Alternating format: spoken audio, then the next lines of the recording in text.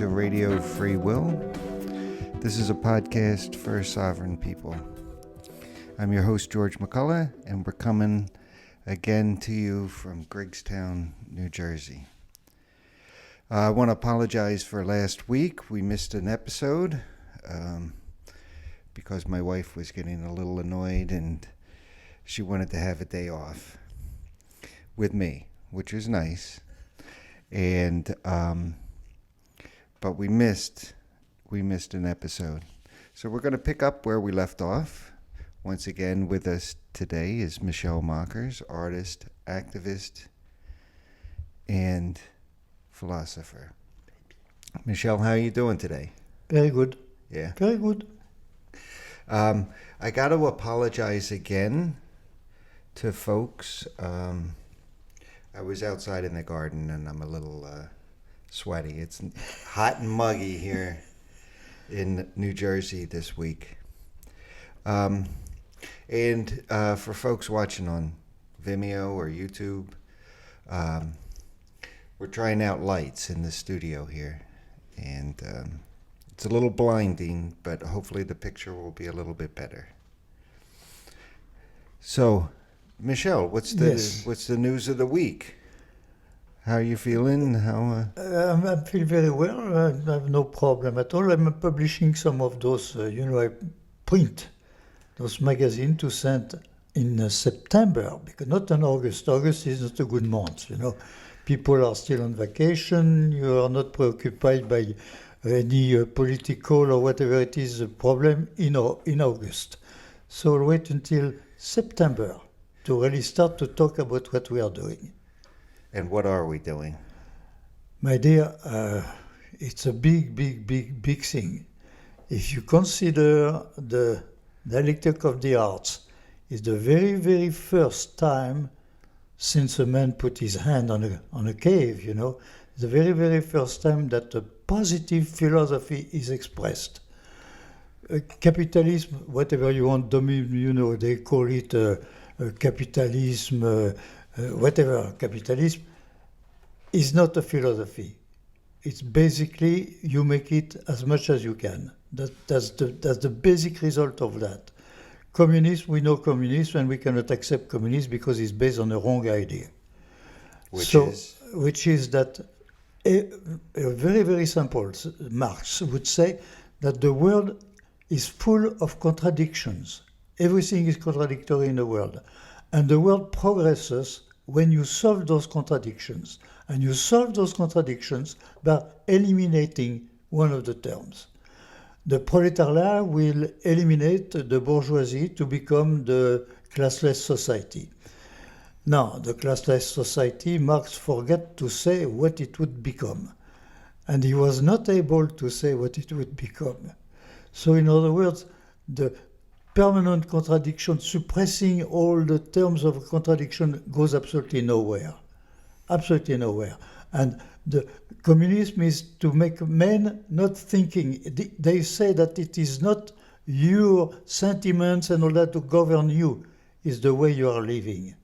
So if you improve the way of living, you improve everything else, which is completely, of course, wrong, because you still have a conscience made of a lot of things, and they negate the conscience. Well, I gotta say, I've known you, Michelle, for a long time, and that's the first explanation that actually sinks home to me. It makes perfect sense now. I am pleased of it, George. But capitalism is not a philosophy. Why not? No, capitalism is not a philosophy. It's so less a philosophy that even in the American way of capitalism, you have two completely opposed things. The state capitalism, laws, liberty inside of our society is governed by laws. You can do this, you can do that, in the street you cannot do this, you cannot do that. So laws to forbid you to do this or to do that. On the contrary, in business, it's free enterprise. Of course, there are some laws now to regulate free enterprise, but free enterprise means only one thing. You kill the competition to take the place of the competition. So in one way, you forget absolutely to kill, and the other way, you give the permission to kill. So that is basically a contradictory philosophy. But wouldn't that be like a philosophy along the lines of Darwin, survival of the fittest? The fittest survive. That's what what it means. In fact, the fittest survive. You are stronger than the others, and you survive. And your company, your business is stronger than the company. The same thing of the neighbor. And you kill the neighbor to survive, to sell more, to make more money, and so on. So that's it. That's it. Basically, it's all about money, my dear. It's if you really analyze the whole thing, money is the God. You know, you in God we trust, okay, but you serve at the same time two masters, God and money. So, the goal of a business in a capitalist society is to become a monopoly. Yeah, It's always the goal. of course. And what happens to everybody else? Well, they do what they can. That's it. So you eventually have some help of the government under this or this or this form, but basically, no, basically, and it's what the philosophy of our philosophy is that you have some people. Let's say that this philosophy is like a frame. It's based on the art, so it's a painting in a frame. Now, in capitalism, you have people who paint above the frame and people who paint under the frame. Those have too much, those don't have enough. So this is a society, if you want, more balance. And it is, what is the result today in America? You know very well, the 1% who basically owns their own thing. And once the 1% owns everything, then it's the 0.5% going after the other. It's like a cancer. Yeah, and you know, you don't see the 1%, but you don't know to which extent they are not, they don't, you know, all the TV and all that, all the ideas that they put in your head, you know. I was discussing this week with a man who said that the Republicans, for example, are against abortion. Mm-hmm. Why are they against abortion? In fact, or the others are for abortion.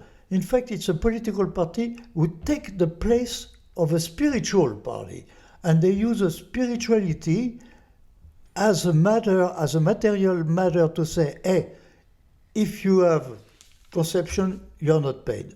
So, which is a way, which is in my opinion, a completely devious way to use that type of spirituality to push in one sense or another one. For me, So it's like not having separation of church and state. yeah, exactly. The church becomes the state of those who at that time are in power. So that is absolutely not the goal of the state to be a church. The goal, the government doesn't have to be a church, not at all. It just has to keep the people as good as possible, but not to tell them what they must think, you know. And when you do that, when you say, I am pro this or I am pro that, is basically to push people in that direction or that direction. And that is not legal. Abortion, for example, abortion is not the problem of men in a party. It's the problem of a woman who is going to give birth. And it is her problem to know if she gives birth or not the government. The government has only one duty in that condition, which would be to provide whatever the decision, to provide the medical necessary for the position. That's it. That's all what a decent government should do. No decent government should do. You do not do this, you do not do that. Spiritually speaking. I don't say materially speaking, you don't drive on the left side or the right side. That's something else. But spiritually speaking, the government is not a church. And it's a mistake to transform it into a church. Do you think if men could give birth, Republicans would be against abortion? The Republicans? Yeah, they would be against. No, you think so? Yeah. If men could have babies, Yeah, they would be against, come on, against abortion. somebody would be. They would be against abortion. The others would be pro-abortion. So in other words, when you do that, you are telling a person, hey, if you do this, I pay you, I will support you, blah, blah. If you do that, you can go jump in the lake or whatever it is to solve your problem. That's not right. The government has the only duty to have all good people in the population. And good people need absolutely the same medical attention, one way or another one. That's not the problem of the government.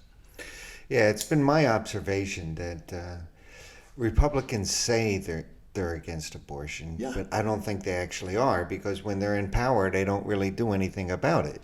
And that's something else. That's something else. They just use that issue to get into power. Yeah, of course, but it is issuing issues that should not be used precisely to go to power. A political party doesn't have to go into, once more, doesn't have to go into spirituality and things like that to have voices for it, you know. That's completely wrong. For me, it's completely wrong. Did we ever have a society where the church was running the government? More or less in the Middle Ages, yes. The, More or less in the Middle Ages. England, Especially in the Middle Ages. Poland. Especially in the Middle Ages, you had The Catholic Church was... the Catholic Church, Islam, all that. You know, Islam had a fantastic army. Huh? They were not converting the people in the beginning. They were not converting the people with words, but with swords. Don't forget that. And they had an enormous army. So you know that's to mix up everything, and to mix up even when you look at some kings. Especially especially in the Middle Ages, who more or less introduce all the way of thinking of the churches, the Catholic Church, or in England, for example, that was the Reformation, and they created their own church. So the Queen was directly involved in that. And for me, that's not. For me, today, it's not legal. It's not legal. It's not. I should say, right to do that. You don't have to interfere in terms of spirituality to obtain voices of people. And did like the King and Queen of England just replace the Pope? Yeah, the king said, "The Pope is me." Oh, really? And after that, the queens, you know, Elizabeth and all that, they were the big names, and promoting, you know, the fight between the Catholic and the Protestant in England, you know, with Mary Stuart and, you know, all that. But finally, it's the Reformation who won in England. They were not for the Catholic Church. So this brings up a question I wanted to ask you. Yeah. Is there such a thing as good and evil?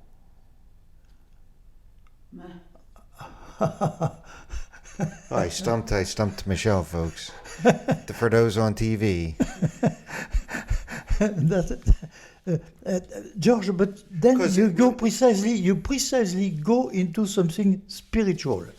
It's your belief to believe that there is a God and there is a devil. It's not to the state to tell you that there is a God and there is an evil. But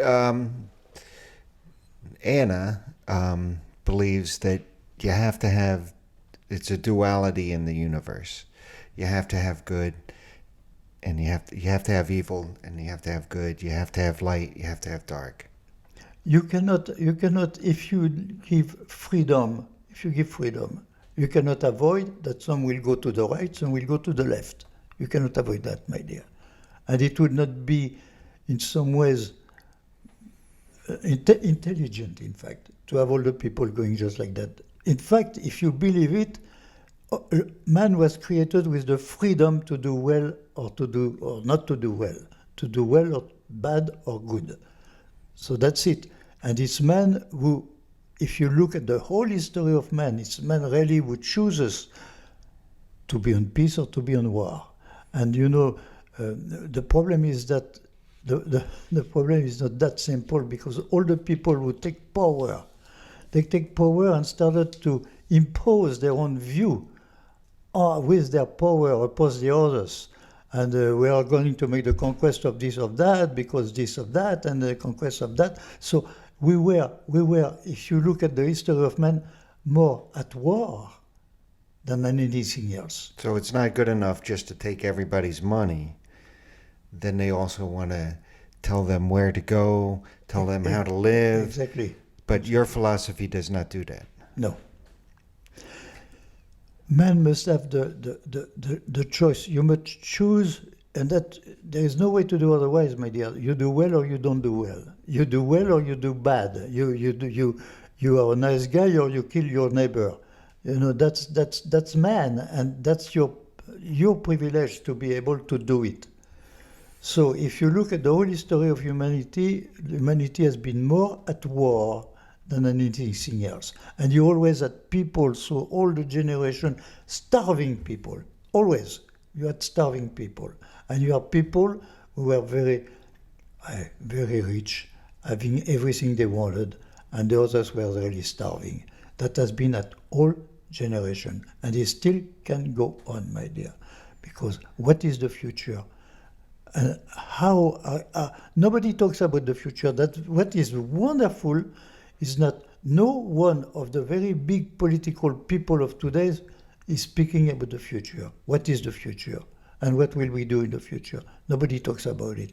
Have you heard some of the American statesmen say that we are going to have artificial intelligence, robots, we are going to take over? Nobody talks about it. Well, there is the one guy who running for the Democratic nominee. Well, yeah, but what can he do? Andrew Yang, and he mentions robots and he mentioned, but hey, that's it. That's it. He can do, and even if he mention right, he can do nothing. The one of the wonderful things of the political parties in this country is that they absorb absolutely everything, all they want. If you look at the political life of all the parties, like a Party of the People, for example, who lasted 10 years, then make more or less a contract with the Democrats, and will absolutely absorb, they disappear in the system. You disappear in the system. They are very good at make you disappearing. Yeah, that's my critique of capitalism, that it's so hard to defeat because I don't know if you've ever seen the movie The Blob, or if anybody listening or watched. I use the analogy of the blob for capitalism because it's so good at absorbing every single thing. You think you're a rebel, you're punk rock or anything like that. Next thing you know, capitalism has absorbed it and it becomes part of the system. And it seems to do that with everything. So it's why, so the question comes after that. If you want to make something politically speaking, how do you do it? If you start to do it by yourself, but are obliged more or less to go Republican or Democrats, or if you want vote, you're doomed. You're doomed. You can do what you want, you will disappear. All of them, even those, what's his name, who was 17%, who had 17%, Ross Perot. Ross Perot. He disappeared. Come on, he disappeared. You can have 17% of the vote if you have the money to have that. But you disappear. He made absolutely nothing. Nobody made anything but the political party themselves.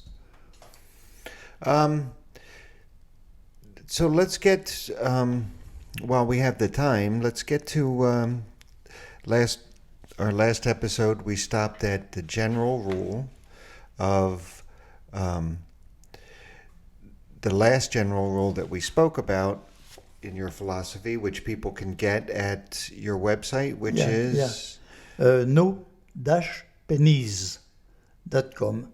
It's an entertaining document, and folks should go there and read it. The last episode we spoke about elections with no private funding, but now we're going to move on to Rule 4, because you only have 8 rules for Yeah, a to happy simplify, society. yes, it's a little more. No, I give the essential. I don't want people reading that to be lost in all the consideration. I give the essential things that will be, if you want, the goal of this party. Essential. Then after that we go into details. That's Are something people else. able to add to these Oh yes, rules? And you would be open to it. yeah. All right, folks, you heard that? Send your general rule to, how can they send it to you? Your email address is Michel Mokers, one word. Michel. Michel Mokers at Gmail. Okay. Um, so the fourth rule is complete education for all. Yes. If you don't Complete have and free? Is complete and free. it? Okay, you're starting to sound like Because Bernie otherwise, Sanders. if it's then. not free, you never have the complete. Because the people who could be bright, they don't have the money. to And be why bright. is education so important? Education is important? Number one, what do we understand with education? Yeah, what is education? That's the problem. And I solve the problem in a different way. I don't say it here. You have the education of the mind, means that you have to know basically, intelligently, you have to, to learn the world. You have, I'd say education is in three parts. The book, exposition to all the arts, theater, symphonic orchestra, everything you want. And the third is to be able to go, for example, horse riding or sailing or gliding or things like that. Those three, for me, the education is made of those three equal parts.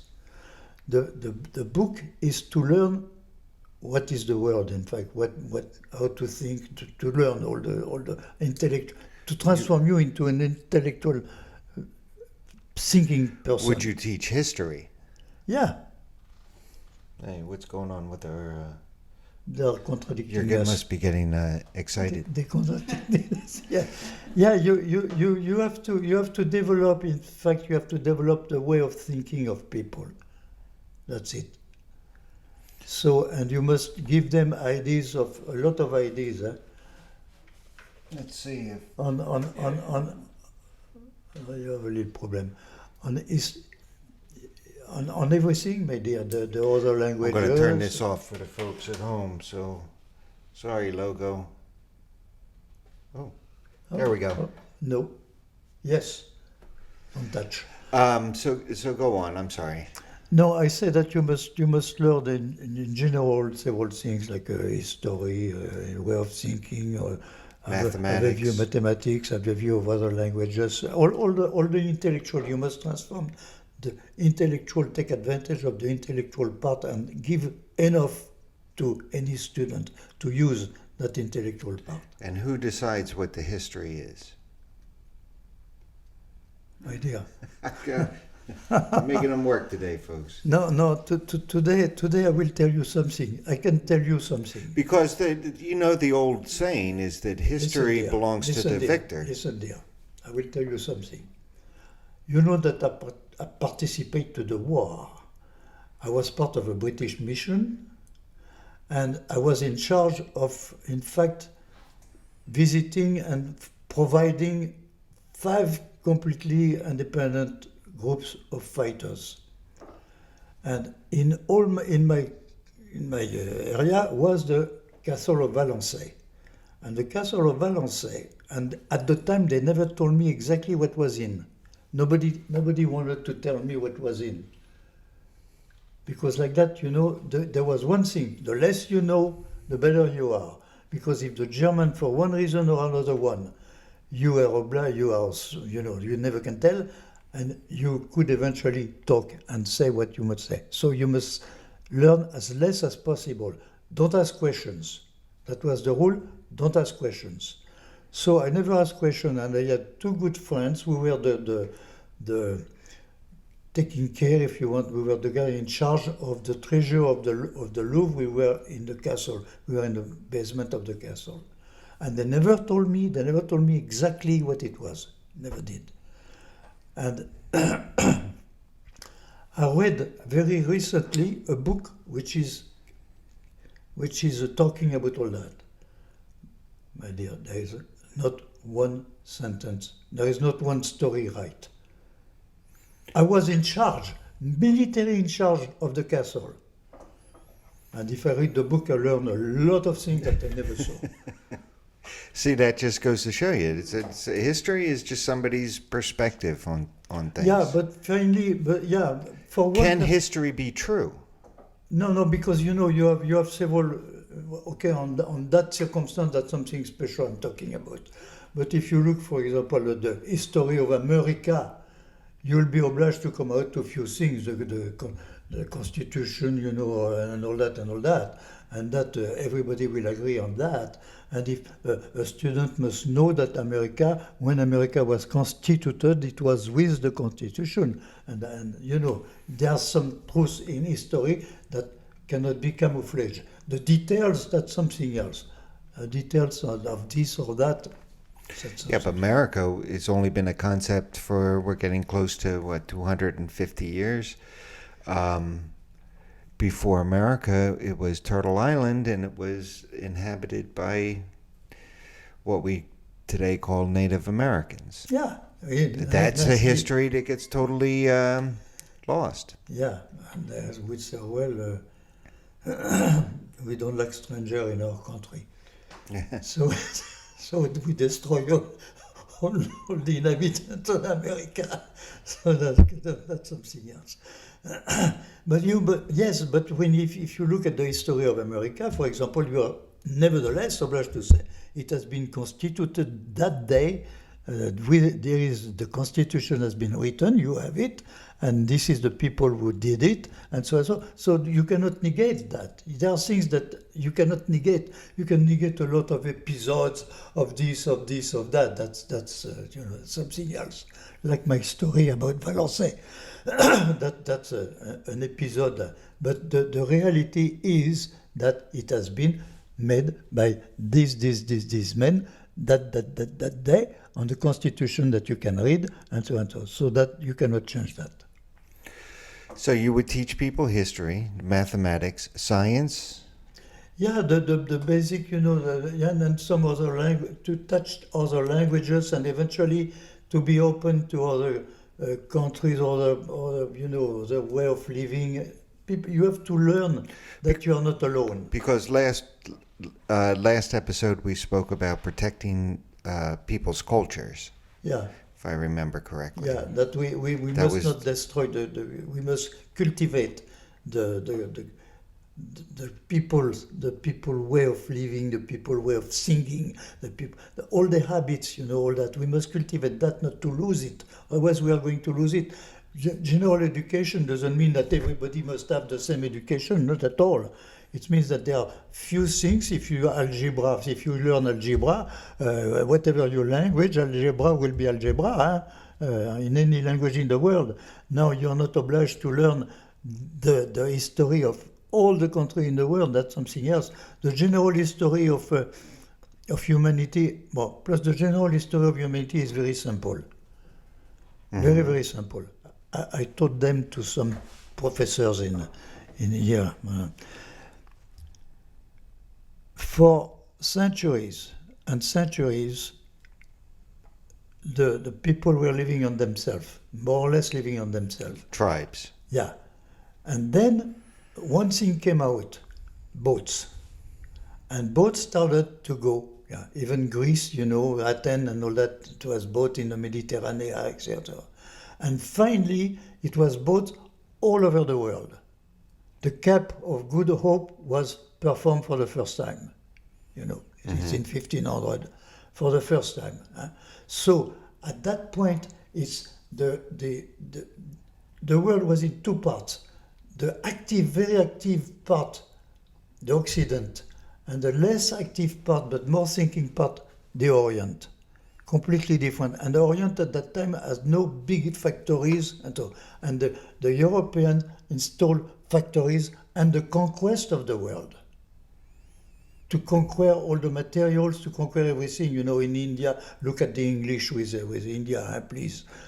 To have all the materials that you need to have them all that. So, in other words, the Occident was very, very active. The Orient was not very active in that way, in the way of industry. So that's the big history, and we are still to that. The Orient is something else today because they have the modern way of course, they can be more modern than in that time. Even if you consider that mathematics has been involved by them, not by the Europeans. Well, I'm sure people in the Far East would say they've been fighting battles amongst their tribes forever and ever. But not in the way the European did. There was nothing like the fight with England. You know, the big armada, the Spanish armada, and then after that is typical Occidental. What about fighting like that? What about Genghis Khan? Well, yeah, that's an invasion. Yes, yeah. But that's one invasion. Okay, that's it.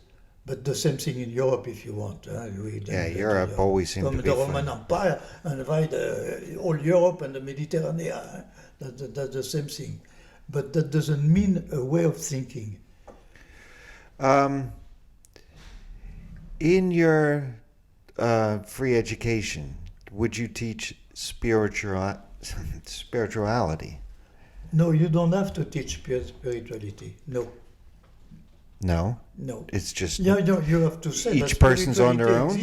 But spirituality, most of the time is done, number one, because the kid in the family has such and such spirituality. You cannot fight spirituality, and you cannot tell spirituality is this. You can say it intellectually speaking what it is, but not give any specific about spirituality. You cannot say the Christians are right, or the Islamists are right, or those are right. That's not the problem of a government. Well, you're assuming that Christianity is going to still be around in the future. It might not be. Yeah, I think spirituality will always be around. Of course. But I think people's religions will die off. Because man need eventually to think that there is another life after death. So you know that is in human nature to think of that. True or not true, that your spirituality will say it's true, it is not true. But nevertheless, most people believe that there is another life after that. Some people know. It's over. Finish. But you cannot... Well, spirituality is more than just the afterlife, right? Yeah, no, okay. It's but you cannot... how we treat each other and... Oh, no, that's not spirituality. No, that's not? No, that's not spirituality. That should not be. Of course, you can involve spirituality in that. And your spirituality, your church, whatever it is, will say you must be nice with the neighbors. But that should come naturally. I should say from school, from whatever, you should be nice with everybody else. Not only your church to tell you that. Because if your church tell you that, and here they don't tell you that, that will conflict. Well, the purpose of your education for all is, if I remember correctly from past episodes, that you said it's to teach people how to become good citizens. Yeah. You cannot vote if you do not know for what you are voting. And I am sure that in this country, you have kids who know absolutely nothing about politics and will become politic with not knowing what they are talking about. You know, you have, what I reproach here is that you do not develop education. Education should be absolutely free for everyone. It doesn't mean that everyone will go there. Huh? You have those who will stay there, the people who are more smart than other people, but you must give everyone the possibility to learn and to be educated. To reach their highest potential. Exactly. And you must not stop, when you are obliged to borrow money to make your own education. But that is absolutely, for me, it's absolutely scandalous. that the government make it in such a way that the student, if you want to be a student, you have to borrow money to be a student. Come on. That should be a human right to To education, the country, a country should educate its future citizen. How can you ask your future citizen to vote intelligently if they don't know anything about what they are voting for? Come on. but it's not considered brainwashing students.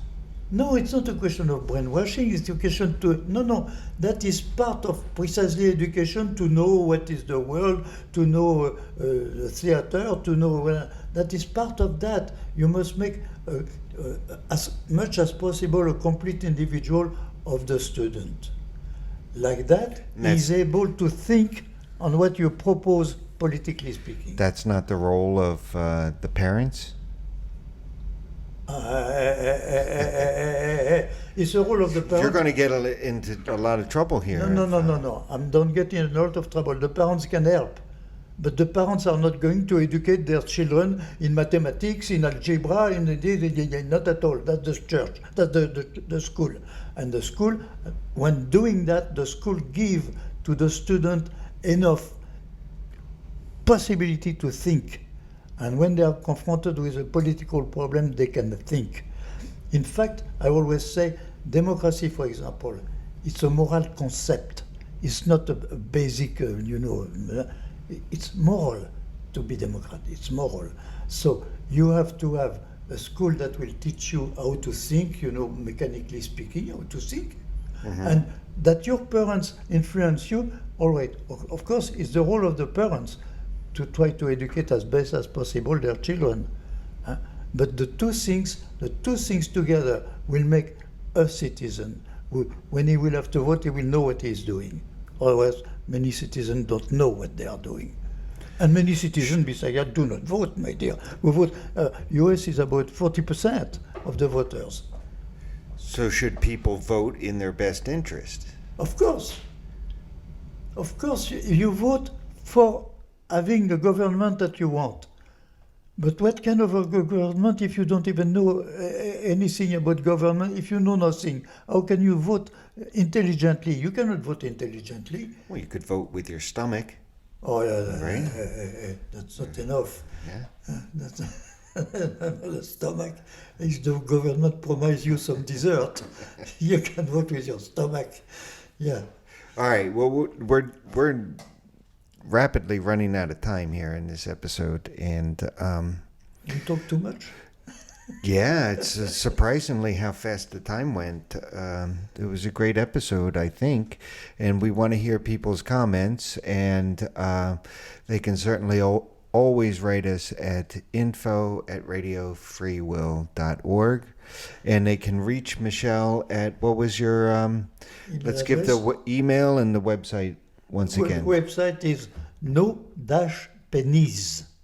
No-pennies that whatever com, I believe. That doesn't matter. And my personal address is Michel Mokers, one word, @gmail. So, folks, I hope that you will enjoyed this episode, and I hope that you'll subscribe. If they want to receive the magazine. If they want to receive the magazine, if you just send Michel an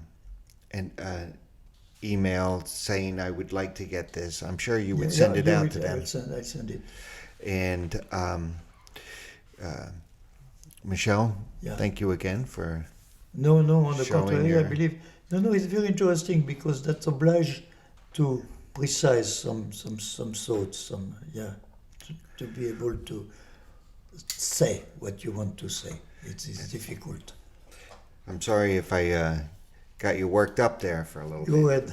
But that's my job, so that way we can get the better ratings. Thanks again, everybody, for listening to us, and we'll be back again with another episode next week, right? Yeah. Okay.